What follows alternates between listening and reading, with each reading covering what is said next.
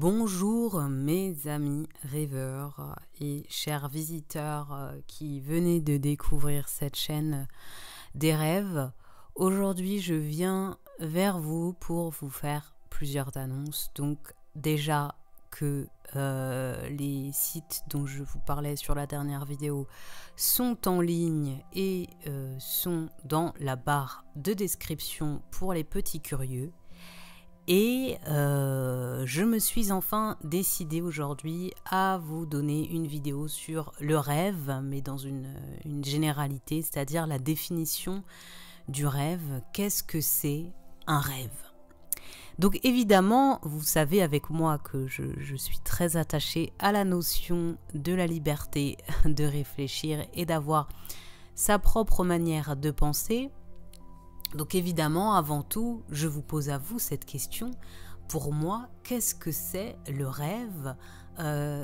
Qu'est-ce que ça me fait de rêver? Et dans quoi est-ce que je viens inscrire cette réalité du rêve pour moi-même au quotidien? Que m'apportent mes rêves au quotidien? Et donc, je commence la définition du rêve. Donc le rêve, c'est une part créative, autonome, une matérialité autonome et expressive où l'on n'a pas toujours de contrôle conscient sur ce qu'il s'y passe, même si je sais que certains ont la faculté de pouvoir faire des rêves lucides. En tout cas, dans cette manière de voir le rêve, du coup, qui n'est pas lucide, c'est un espace où notre psyché va s'exprimer un peu comme une œuvre d'art qui n'a pas nécessité de répondre à un but sociétalement logique ou d'entrer dans une définition de sens universel ou consensuel. Vous l'aurez compris donc, il n'y a pas de définition générale de tel ou tel rêve. Je vous le dis, moi je peux vous inspirer en vous donnant des définitions du rêve, mais ça reste quand même assez influencé par mes études et mes lectures et mes propres expériences. Car le rêve est une création dynamique, une couture évolutive agrémentée par nos quotidiens.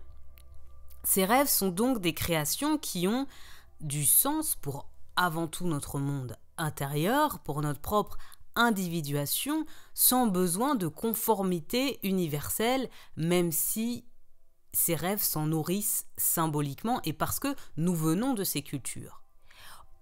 On peut parler du rêve comme on peut parler d'un film de cinéma, si vous préférez les images. Il y a vraiment quelque chose qui se rejoint entre ces deux dimensions. Le cinéma est un rêve sous contrôle, qui ne voudrait pas l'être. C'est-à-dire qu'on va aussi nous faire croire que, mais ici, le cinéma choisit ses protagonistes, ses décors, ses sons et ses images. Alors que le rêve, lui, ne cherche pas forcément à plaire à autrui. Il est moins censuré, même s'il l'est quand même par notre société que nous avons en nous, dans notre surmoi et toutes ces choses. Il s'inscrit dans une création malgré tout spontanée et vivante. C'est alors un film, mais non volontairement choisi. C'est-à-dire que notre inconscient, ce qu'il y a à l'intérieur de nous, notre psyché, exige son propre film. Il veut être le propre metteur en scène. Avons-nous un contrôle sur notre psyché? Pas vraiment.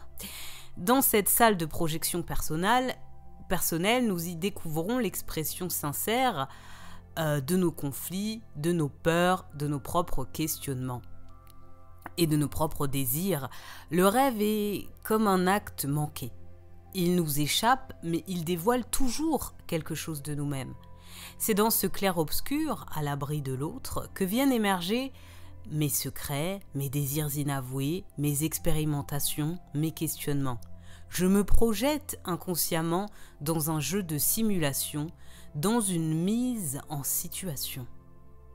Nous pouvons parler du rêve comme d'un moi sur toile décomposé. Voilà ma vision du rêve. J'espère qu'elle vous aura inspiré et je vous remercie d'avoir écouté cette courte capsule. Au revoir.